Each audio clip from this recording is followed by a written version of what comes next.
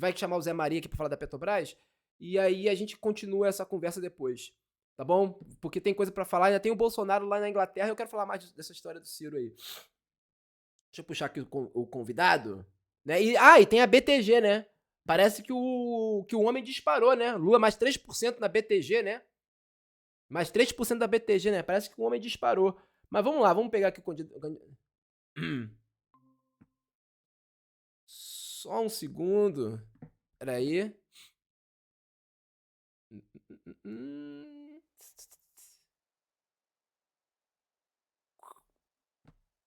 Pois é.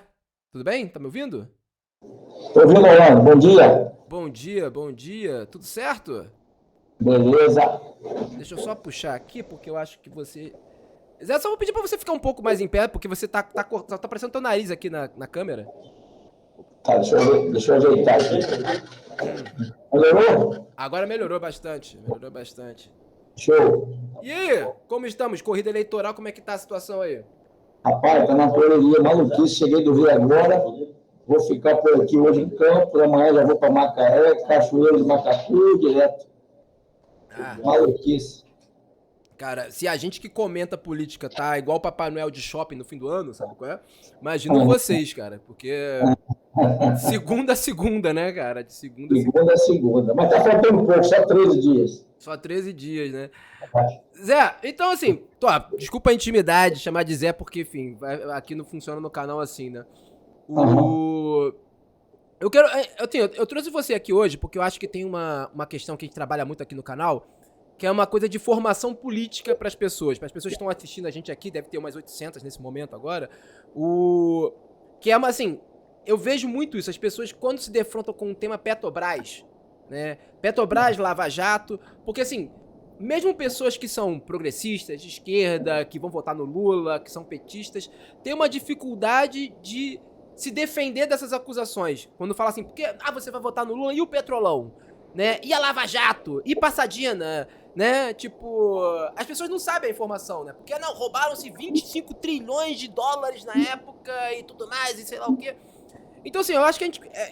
Eu trouxe você aqui porque acho que ninguém melhor do que você, né, que tava lá dentro, né, assim, que sofreu retaliação por isso, né, que sofreu retaliação pra lutar pelo preço dos combustíveis, pra lutar pra manter a política de preços. Eu queria começar perguntando assim, o que representa, né, o que de fato, assim, vamos lá, dá pra dizer que tudo isso, que a Lava Jato, especialmente a Lava Jato, consistiu num plano pra desmantelar a Petrobras e transformar a Petrobras num investimento lucrativo para estrangeiros? Bom, então, a gente quando a gente vai falar da... Primeiro, bom dia, né? Desculpa.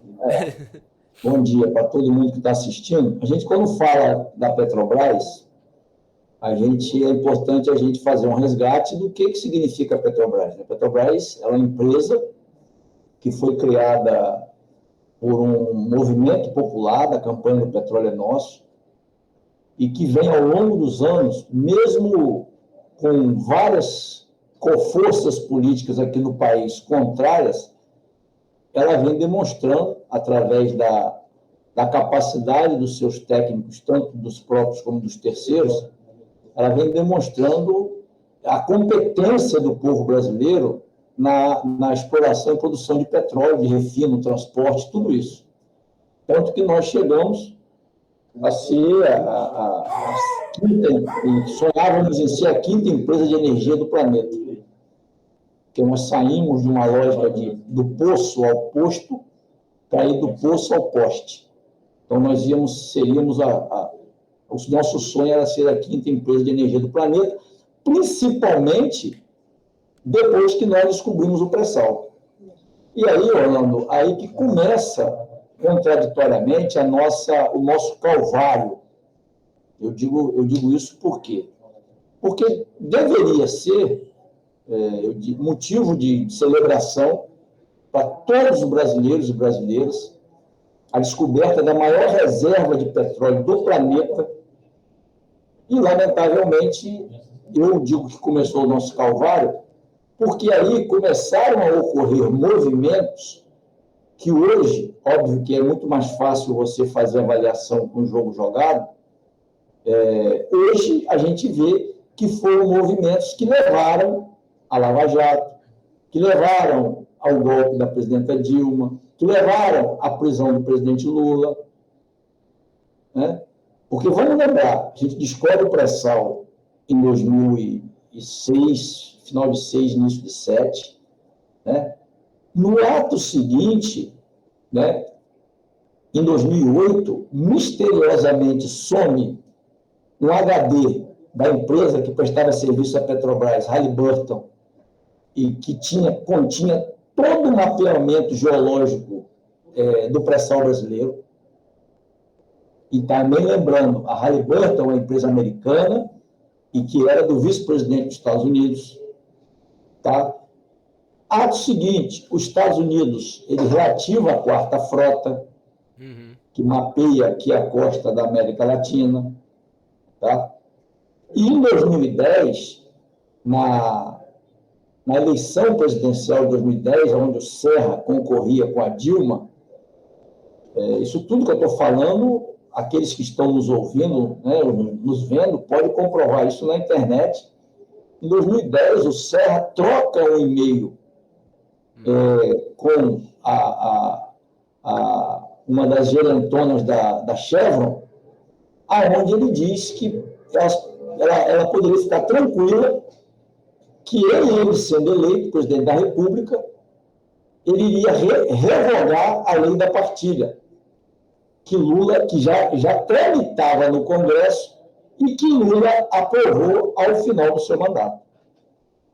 Então, ele dizia isso. Lula foi eleito, presidente a Dilma ganhou a eleição em 2010, a lei da partilha ela foi criada, tá? 2014, o Serra é eleito senador da República, tá? E chegando, o primeiro ato dele como senador da República é o PLS 131 para revogar a lei da partilha. Perfeito. Então, são coisas que são acontecimentos que eles estão, eu diria, diretamente ligados. Diretamente ligados. Olha, você tem, durante um período, desde ali meados de 14, né, que se inicia um bombardeio feroz à Petrobras, os veículos de comunicação não davam sossego à Petrobras, né, e aquelas imagens do tubulão vazando dólar, aquele tubulão enferrujado, e aquilo vai ficando, obviamente, no subconsciente das pessoas. As pessoas começam a fazer uma avaliação de que a Petrobras, pelo tubulão enferrujado, é uma empresa ultrapassada e, pelo vazamento de dólar, uma empresa corrupta. Tá?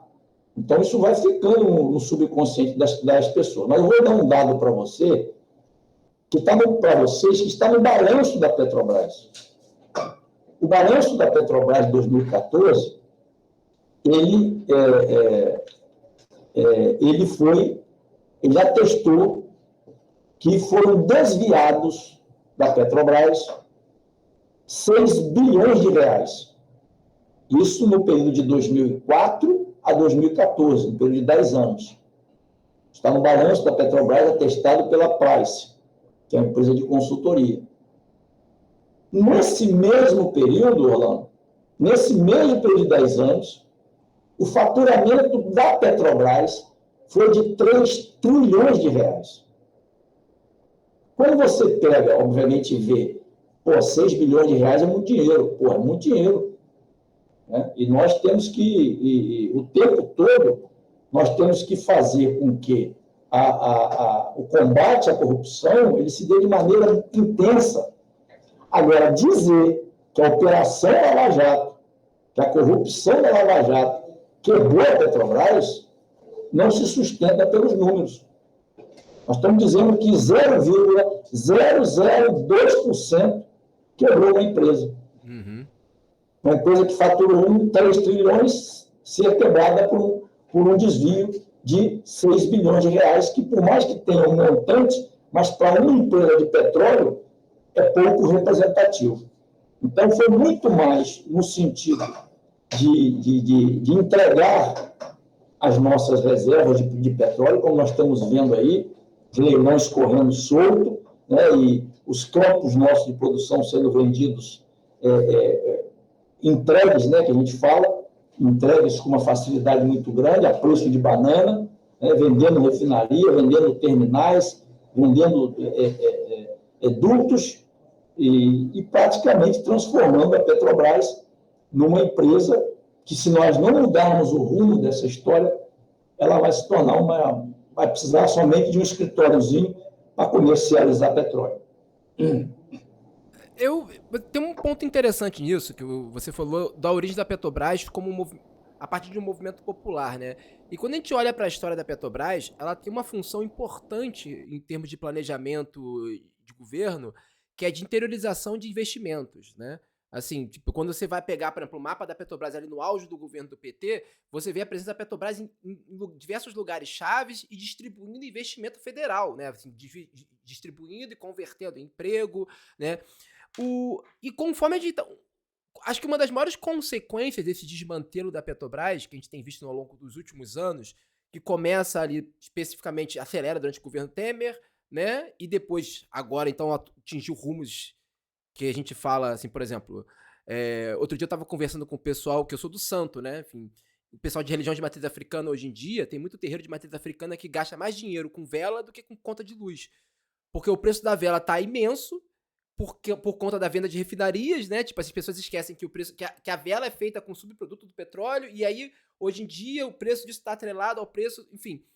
Então, assim, os efeitos desse desmantelo não é apenas na inflação de itens, muitas vezes insuspeitos da vida cotidiana, mas também desse processo de concentração de investimentos. Você falou que do jeito que a Petrobras está indo, você vai precisar só de um escritóriozinho, sei lá, em São Paulo, no Rio de Janeiro, ou em Macaé, né, daqui a pouco para ser feito. Eu queria que você falasse um pouco mais sobre isso, né? Porque esse é um aspecto que muitas vezes acho que as pessoas não sabem muito, né? De como a Petrobras tem um papel crucial, chave, na interiorização de investimentos no Brasil, né? Então, a Petrobras, ela praticamente investia em todo o território nacional. E mesmo onde ela não estava presente com suas instalações, você tinha algumas fábricas, né, que prestavam serviço para ela. E a gente tem um mapa, existe um mapa que foi construído pelo DIEESE, que demonstra o quanto que a Petrobras, nos governos do PT, ela se capilarizou pelo país, na sua atuação direta ou indireta. E o quanto isso fez com que a renda dos trabalhadores aumentasse, né? Nós passamos de uma renda média no sistema, quando eu falo no sistema, entre trabalhadores próprios e terceiros, nós passamos de uma renda média que era de R$ 3.400, se não me falha a memória, para uma renda média de quase R$ 6.000. Um aumento de praticamente 100%. Tá? E que você vê hoje, por exemplo, hoje a Petrobras não está mais no Nordeste. Ela está saindo do Nordeste, já saiu da Bahia, né? Vendeu tudo que tinha na Bahia, já vendeu. Está, né? Vendendo refinaria de Pernambuco, está vendendo os campos de produção do Rio Grande do Norte, a refinaria Clara Camarão, no Ceará também está vendendo a fábrica, a Lubnor, e por aí vai, ela vai vendendo tudo, está vendendo tudo, ela vai sair do Nordeste, ela não quer mais ter compromisso com o desenvolvimento do Estado brasileiro, ela não quer ter presença mais, e isso traz para a gente, eu diria que um prejuízo muito grande. Quando você pega hoje, e a outra falácia, vamos vender as refinarias para ter a concorrência e o combustível vai baixar. O combustível mais caro do país hoje é na Bahia, onde a Petrobras vendeu a sua refinaria, os seus dutos, seus terminais, com um fundo de investimento árabe, e que lá hoje tem o combustível mais caro desse país.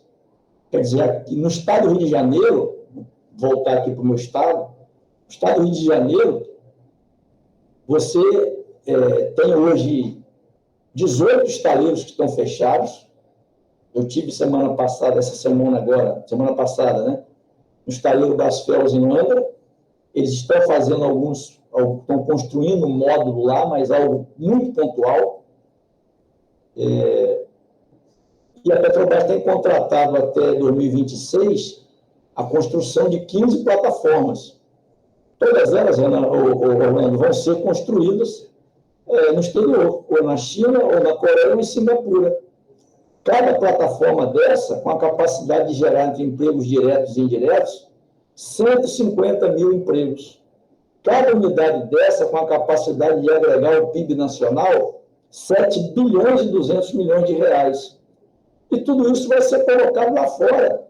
E a gente, assim, não assiste, isso que me deixa, assim, mais chateado, a gente não assistiu ao longo desses últimos períodos de desmonte da companhia, eu vou falar do Estado do Rio, porque eu sou daqui, a gente não viu uma parcela significativa da classe política se levantar contra isso, contra essa desindustrialização do Estado do Rio de Janeiro, que o setor de petróleo causou, porque são coisas que nós temos que separar, Orlando.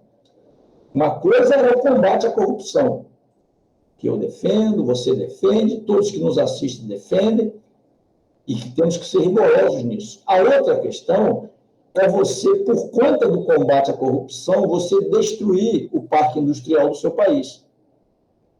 Lugar nenhum do mundo acontece isso. Lugar nenhum do mundo acontece isso. No Brasil, as grandes construtoras, Odebrecht, Queiroz Galvão, UTC, a Chain, não tiveram nem condições, nem oportunidade de fazer os acordos de leniência.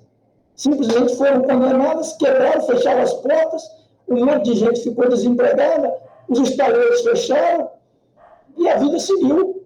E hoje nós estamos vendo, a partir da Operação Spoofing, que a troca de mensagens entre o Dallagnol e o Moro, que eu tenho muita esperança que esses dois ainda vão para a cadeia, a troca de mensagem deles era algo criminoso.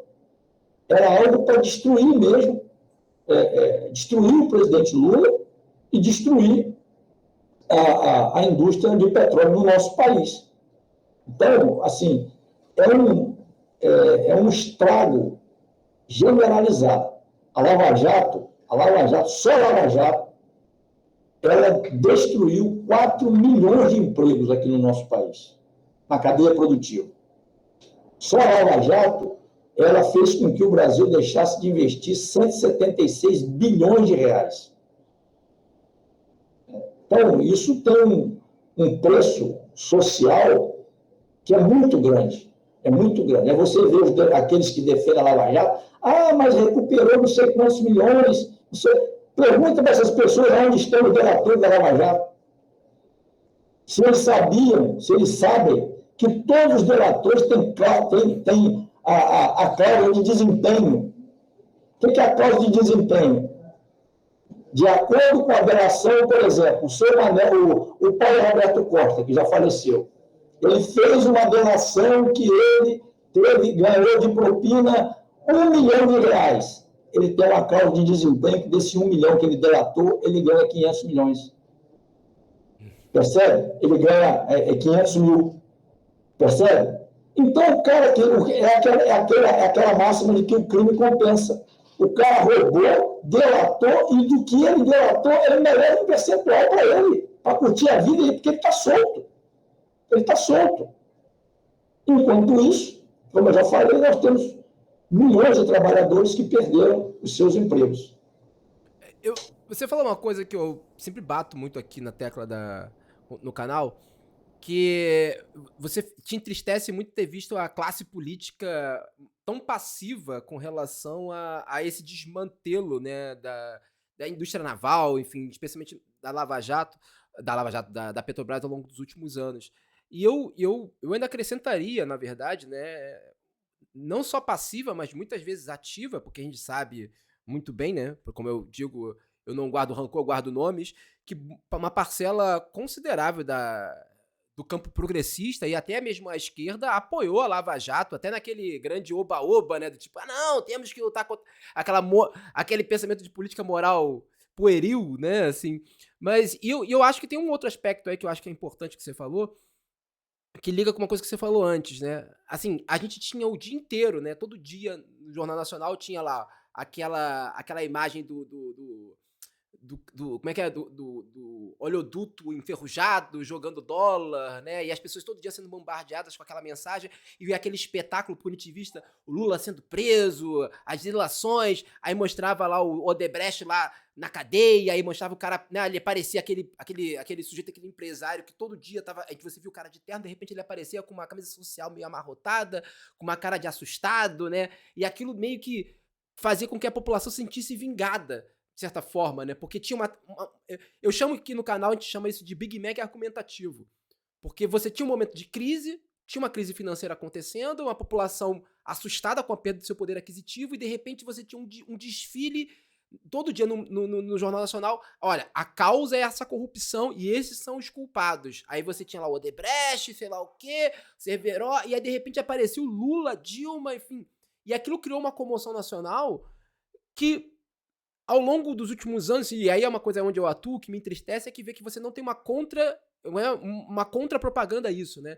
Há muito pouco esforço, eu acho, de uma classe política de mexer nesse vespeiro, porque parece, não, vamos deixar esse episódio pra lá, vamos... Quanto menos a gente falar disso, melhor, sabe? Tipo, não, foi golpe em 2016, mas não vamos tocar muito nesse assunto de desvio na Petrobras, o que aconteceu, o que de fato acontecia.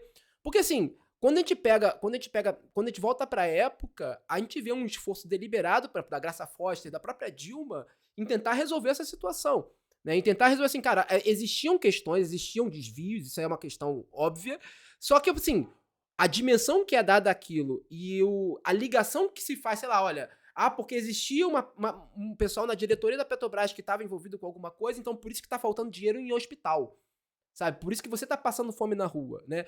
Eu acho que, sim, quando a gente fala de combate à corrupção, que eu acho que esse que é um ponto importante, é importante fazer isso, olha, como que se combate a corrupção num cenário onde você tem uma empresa que é responsável por 100 mil empregos, vamos jogar um número por aí. Como é que você fala de corrupção com essa empresa? Porque, assim, não tem como você, de fato, você vai punir o dono dessa empresa? Isso é importante. Você vai punir diretoria? É importante. Agora, e os empregos que essa empresa produz? Sabe? Como é que você pode criar um sistema de combate à corrupção que não seja simplesmente... Parece que é uma lógica de filme americano, né? Você mata o vilão e tá tudo resolvido, né? Todos os problemas estão resolvidos de uma hora para outra. Né? O que você acha que pode ser feito hoje em dia, de uma certa forma, de disputar tanto esse passado, né? Porque é um passado que toda vez ele vem... Essa eleição tá muito...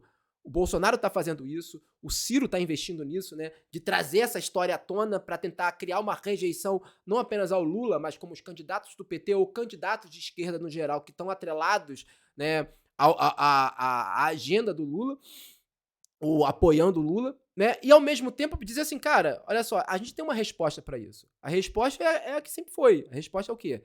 Tipo, é como combater a corrupção diante desse cenário e oferecer pra população uma resposta, que eu posso dizer, palatável, né? Porque ninguém... É foda falar de compliance pra população no geral, é uma coisa complexa, assim, ó. Como que funciona a compliance? Sabe? Como que são as regras de compliance? Não, então assim, o que nós podemos fazer é isso, né? Diante do cenário do que aconteceu, é isso que a gente pode oferecer de resposta para vocês. Bom, olha só, primeiro deixando claro que a corrupção ela só aparece se você investigar. Perfeito, perfeito. Então, deixando isso muito claro, por exemplo, se nós tivermos uma imprensa livre, tá? Se nós tivermos órgãos fiscalizadores também com autonomia para poder fazer a investigação. Porque se você jogar, se você não tiver órgãos que fiscalizem, a corrupção não vai aparecer. É o que nós estamos assistindo hoje no governo do Bolsonaro. Tá? Eu vou pegar aqui, podia pegar vários, vou pegar um. A compra de 51 imóveis por parte da família Bolsonaro com dinheiro vivo. Se isso acontecesse no governo, imagine você descobriu que os filhos do Lula compraram 51 imóveis com dinheiro vivo. O William Bonner entrava dançando Macarena no Jornal Nacional. Exatamente. Né? Então, eu só vou ficar nesse exemplo. Né? Todo delegado da Polícia Federal que começa a investigar as rachadinhas do Flávio Bolsonaro, ele é afastado. Obviamente que você não vai, a corrupção, a investigação a fundo não vai vir. Né? Todo repórter que questiona o Bolsonaro sobre corrupção, ele parte para a agressão. Principalmente se for mulher. Uhum. Principalmente se for mulher. Então, esse é um detalhe. Quando a gente se coloca, eu procuro fazer esse exercício, coloque-se você no lugar do cidadão comum. Né? Ele está aí de frente da sua televisão, toda hora passando aquele turbilhão vazando dólar. Ele vai, de fato, ele vai acreditar naquilo. É um trabalho, eu diria que nós estamos fazendo, eu diria há muito tempo, de desconstruir isso. Essa desconstrução, ela leva tempo para a gente fazer. A gente demonstrar que, de fato, a Lava Jato ela foi toda orquestrada, ela se perdeu no momento que ela misturou o poder judiciário com a política, e o retrato mais claro disso é quando o Moro é nomeado ministro da Justiça. Ela se perde ali. Né? O Moro, ele foi um dos principais agentes da eleição do Bolsonaro. Uhum. Eu não tenho a menor dúvida disso. Foi um dos principais agentes, tanto que ele ganhou de presente o Ministério da Justiça. Então, é difícil você se colocar no lugar desse cidadão e achar que ele não vai acreditar. Ele vai acreditar. Agora, cabe a gente fazer o trabalho de formiguinha que nós estamos fazendo. E eu diria que nós estamos fazendo bem. Porque quando a gente pega hoje e vê que Lula é líder em todas as pesquisas de opinião e com chances reais de vencer a eleição no primeiro turno, a gente vê que essa resistência que nós fizemos, ela valeu a pena. Mesmo que em vários atos a gente encontrasse sempre as mesmas pessoas, mas nós estávamos ali. Nós não deixávamos de demarcar o nosso território. E aí, hoje a gente consegue dialogar quando a população, por exemplo, vê, peraí, bicho, o combustível está caro, o alimento está caro, o custo de vida está caro, e aí você começa explicando, olha, o combustível está caro, porque apesar do Brasil ser autossuficiente na produção de petróleo, os caras atrelam o preço dos derivados ao dólar. A gente não ganha em dólar, essa é a sacanagem. Aumentando o combustível, como o nosso modal de transporte ele é rodoviário, o preço do alimento que chega na sua mesa ele vai aumentar. Aumentando o preço do alimento, aumenta a inflação. Aumentando a inflação, corrói o seu salário. Corroendo o seu salário, você compra menos alimento. Então, você começa a explicar essas pessoas, as pessoas elas começam a entender qual é a importância da Petrobras. Porque quando você tinha uma Petrobras em que ela tinha o seu objetivo central de desenvolver o Estado brasileiro, a Petrobras tinha duas pernas, Orlando. Uma era da distribuidora, a empresa nossa que vendia derivado. E a outra perna era a Liquigás, a perna nossa que vendia o gás de cozinha. Essas duas empresas, elas regulavam o mercado, tanto de derivado, de combustível, como de gás de cozinha. Elas impediam que essa volatilidade do preço lá de fora ela afetasse o consumidor. Ela impedia que isso acontecesse. Hoje, isso não acontece mais, porque a BR Distribuidora e a Liquigás foram vendidas. Então, você não tem uma empresa do governo que regule o mercado, que absorva, e não, olha só, mesmo no período que essas empresas elas regulavam o mercado, a Petrobras dava lucro, os acionistas davam dinheiro, porque o Rockefeller, né, o grande empresário do setor de petróleo, já dizia que tem duas coisas que dão muito dinheiro, uma empresa de petróleo bem administrada e uma empresa de petróleo mal administrada. Então, mesmo nos períodos que regulava-se o mercado, a Petrobras dava lucro. Nós tivemos lucro de 35 bilhões de reais. E dando retorno para os acionistas. E mantendo o preço do botijão de gás a 44, 45 reais, a gasolina a 3 reais. Ora, então, a importância da gente ter uma empresa de energia forte, ela para um país que ainda é um país em desenvolvimento, ela é fundamental. A Petrobras, ela quis ir além, ela quis ser uma empresa também que pudesse transformar o Brasil num país soberano, que tivesse a sua soberania alimentar. Nós tínhamos 4 fábricas de fertilizantes. Todas as 4 foram vendidas para grupos ou ucranianos ou russos. O Brasil hoje depende do fertilizante russo. Os 2 países estão em guerra, nós estamos pagando mais caro pelo fertilizante, porque a gente não tem. A gente não tem mais. Então, assim, o desmonte que esses caras fizeram nesse setor, ele vai demorar um pouco para a gente reconstruir, porque eu estou muito animado com o que eu tenho escutado nas ruas, da população, no sentido do processo eleitoral desse ano. As pessoas, às vezes, que a gente que é candidato, a gente passa com o adesivo de Lula, as pessoas fazem o sinal de positivo, e o que eu tenho visto nas ruas tem que estar se refletindo nas pesquisas.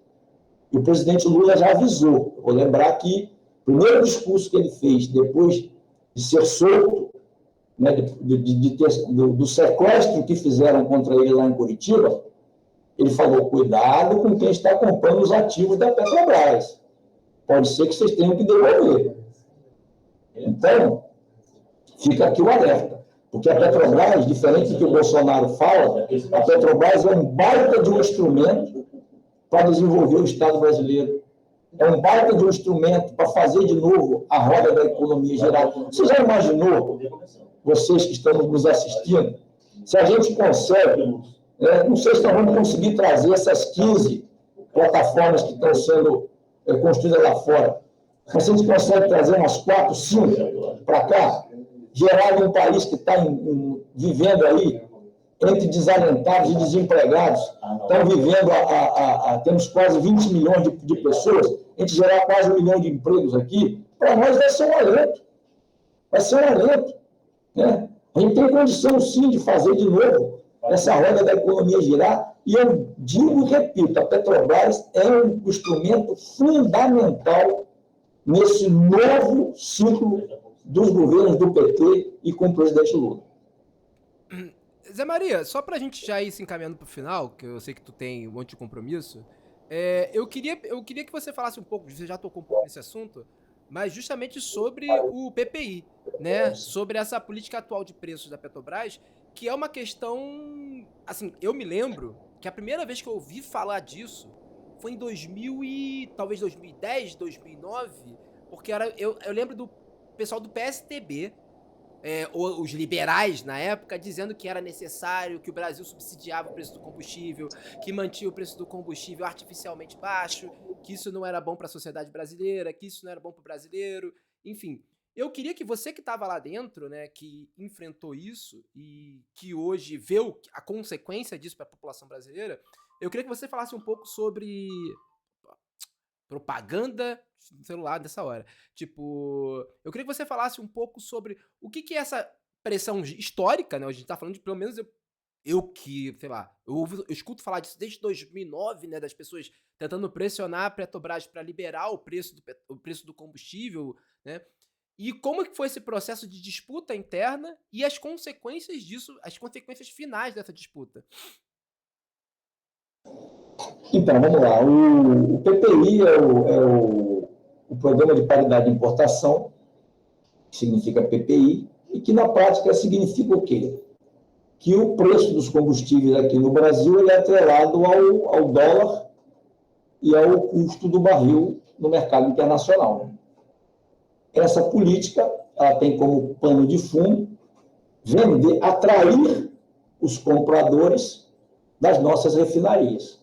Isso é novo? Não, como você bem disse. As pressões sempre foram muitas. Eu não vou voltar muito no tempo, vou pegar Eu fui, Orlando, conselheiro de administração da Petrobras entre maio de 2013 e abril de 2014. Tá? Na época, a presidente da Petrobras era Graça Foster, e nós, no conselho, que na época, lá atrás, o conselho ele era composto por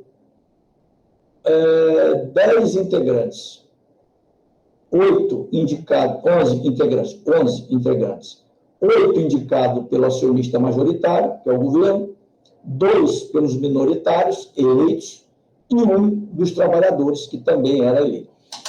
E naquela época, os 2 minoritários, principalmente um deles, de nome Mauro Campos, se eu não estou enganado, ele pressionava muito por essa coisa do realinhamento dos preços atrelado ao mercado internacional.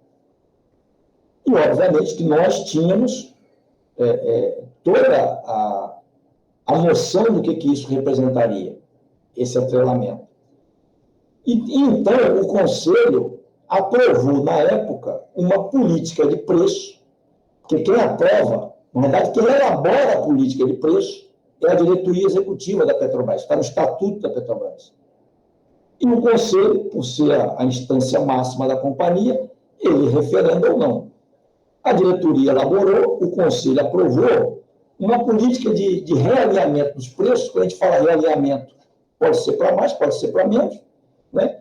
Que ela levava em consideração um período de 4 meses, aonde você iria avaliar o preço do barril do petróleo no mercado internacional, o preço, a variação do dólar, a produção nacional, que é um fator importante, e também você tinha como item fundamental, essa política que nós aprovamos, que a volatilidade dos preços no mercado internacional não poderia afetar o mercado interno. O que significa isso?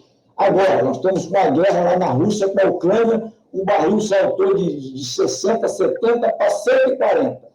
Essa volatilidade não poderia interferir no mercado interno. O brasileiro não poderia pagar essa conta da guerra lá na Ucrânia, até porque, como um dos itens era a produção nacional, nós já estávamos muito próximos da autossuficiência. Tanto na questão da nossa produção de petróleo, como na questão do refino. Né? Duas pernas importantes. Sabe qual foi a consequência disso, Orlando? Os acionistas minoritários foram para a Justiça, Ministério Público Federal, que entrou com uma ação, e para a CVM, que entrou com uma ação contra os conselheiros que votaram nessa política, inclusive esse que vos fala, pedindo que nós fôssemos condenados a pagar uma multa de 500 milhões, cada um de nós, e ficássemos inelegíveis por 8 anos a qualquer cargo público. Esse processo ainda está rolando, nós já ganhamos em algumas etapas, mas continua, tá? Então, é algo que não é novo.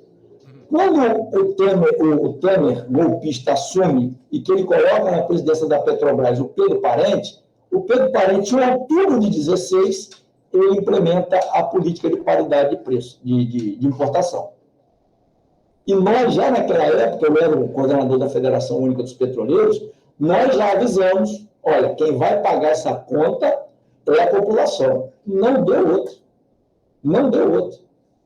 Como é que nós, que somos um país grande produtor de petróleo, como é que nós vamos atrelar o preço dos combustíveis aqui dentro, na sua totalidade, à variação do mercado internacional? Isso quem tem que fazer, por exemplo, é o Japão, que não produz nada.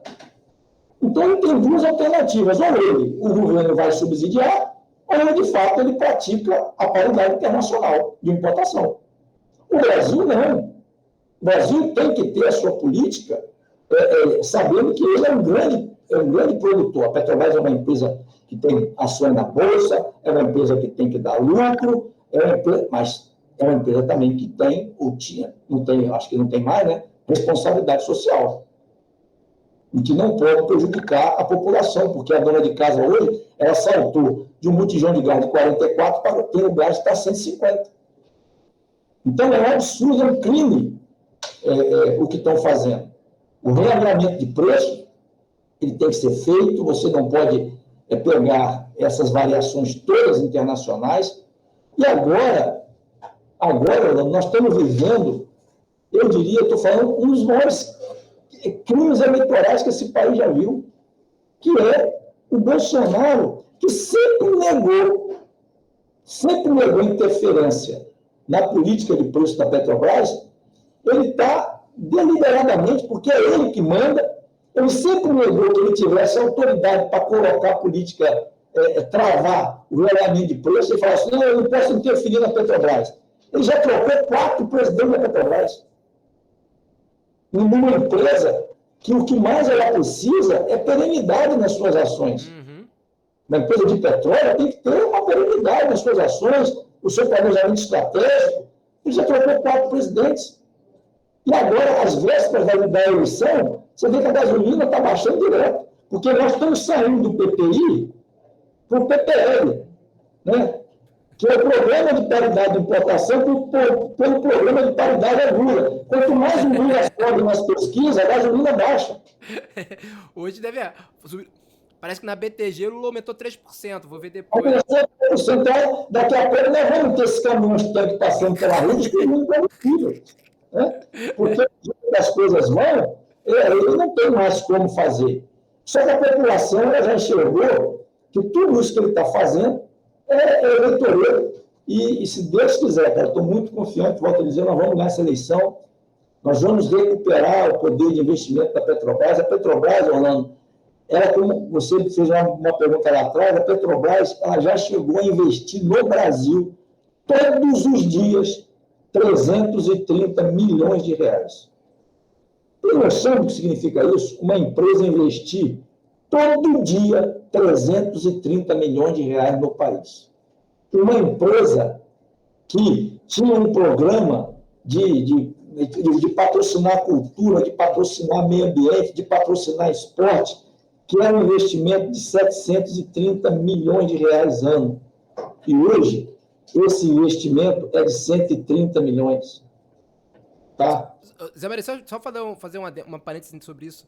Eu mesmo conheço muito de perto a realidade de um projeto de conservação de mamíferos no Marajó, chamado Bicho d'Água, que foi quase que inteiramente constituído pela Petrobras, por patrocínio da Petrobras. Então, por isso que eu falo sempre dessa coisa da interiorização, que assim, quem é que tem interesse de patrocinar um projeto de conservação de mamíferos no Marajó, sabe? Tipo, então, esse é o fundo perdido, né, que chama, tipo, investimento da Petrobras nisso, sabe? Tipo, então é importante ter esse papel de...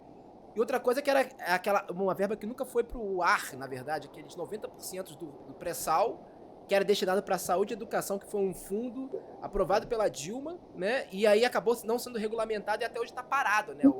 Como o nome é o PPS, não é isso? Nossa. Não, era a lei da partilha, que a lei da partilha era 75% de recursos para a educação e 25% para a saúde. É isso. Então, você pega, eu diria que o carro-chefe da Petrobras na preservação do meio ambiente era o projeto Tamar, de preservação das tartarugas. Eles acabaram. Né? Nós tínhamos um projeto que era de alfabetização de jovens e adultos, que era o projeto Mova Brasil, que tinha um investimento, olha só, 24 milhões por ano. Isso é nada para a Petrobras. Assim que o Temer assumiu, cortou o projeto. Porque é ideológico. Eles não querem que a população, eles não querem que a Petrobras tenha um papel social relevante. Eles querem que a Petrobras dê lucro para os acionistas, como fez agora. A Petrobras vai distribuir para os acionistas, já está distribuindo 100 bilhões de reais. 100 bilhões de reais. Às custas da população, que está pagando um combustível mais caro, às custas da venda do patrimônio público. É isso que eles querem da Petrobras. E é isso que eu tenho certeza que a partir de 1º de janeiro do ano que vem, a gente vai conseguir reverter. Eu não tenho a menor dúvida disso, porque o presidente Lula, ele é um apaixonado pela Petrobras. E ele sabe eu diria que a importância da Petrobras nesse cenário de reconstrução do Brasil, tanto socialmente como economicamente. Maria, só para encerrar, então, você já falou isso algumas vezes, você está vindo candidato aí, né? Então, diz aí o que você se coloca nesse papel de reconstrução aí, porque tem muita gente que vira e mexe aqui, tá... Aqui nós vamos, 3,50. Aí, ó. Aqui, para quem quiser do Estado do Rio, aqui, 3,50, candidato a deputado federal, pelo PT, sempre PT. Então, Orlando, deixa eu te falar, acho que a grande missão de todos nós que estamos nos comprometendo, estamos concorrendo a algum cargo político, é acabar com a fome no Brasil. Eu acho que é a tarefa número 0. Qualquer político, eu digo que a pessoa que passa pela rua, como eu já passei várias vezes, vê um irmão nosso metendo a mão em um saco de lixo e trazendo alguma coisa que eu não sei, a gente nem identifica o que é, e colocando na boca para comer, e não se sensibiliza, essa pessoa ela não pode, de maneira alguma, pensar em concorrer a algum cargo político. Porque a política ela é feita, na minha visão, para melhorar a vida das pessoas. A gente não pode ver essa degradação que nós estamos assistindo e achar que é normal. Então, o combate à fome é fundamental. Acho que Lula, eu conheço bem Lula, o Lula pode ter certeza que nos primeiros dias de governo dele, ele vai anunciar medidas estruturantes para acabar com a fome no Brasil. E nós, parlamentares, que eu estou muito confiante que eu tenho condição de ganhar essa eleição, nós, parlamentares, vamos ter que apoiar. Esse é o primeiro ponto. Segundo ponto, é a geração de emprego e renda. Porque nenhum cidadão, óbvio que todo lugar tem os desvios, mas eu falo nenhum porque eu acredito nisso, nenhum cidadão gosta de viver de auxílio do governo. O cara gosta de ter o seu emprego. E esse país já demonstrou que nós temos capacidade de gerar emprego. O Brasil já viveu quase ao desemprego de países europeus, de países com o melhor IDH do mundo. Nós já tivemos um desemprego aqui de 4,5%. E que os entendidos dizem que quando você tem um desemprego de 6%, você está a pleno emprego. Nós já vivemos aqui a 4,5%. Então, gerar emprego e renda é fundamental no nosso país. Recuperar a Petrobras, fazer com que ela volte a ser um instrumento indutor da economia, né? Fazer a revisão de medidas que prejudicaram os trabalhadores, reforma da Previdência, reforma trabalhista, acabar com a PEC do teto, prejudica principalmente as pessoas mais humildes, porque quem precisa de investimento público são as pessoas mais humildes. Né? Você acabar com a autonomia do Banco Central, o presidente do Banco Central não é eleito, quem é eleito é o presidente da República, então ele que tem que ditar quais são os caminhos que a economia deve tomar. Você fazer um programa ousado de reforma agrária no país, que é o movimento de reforma agrária, é o pequeno agricultor que coloca comida de qualidade na nossa mesa. O Brasil aprovou nos últimos anos, desde o golpe para cá, né, a entrada de mais de 600 agrotóxicos que são proibidos lá fora. O Brasil aprovou. E isso significa que nós estamos comendo mais veneno, certo? E, por fim, assim, para não me alongar muito, porque são muitos, você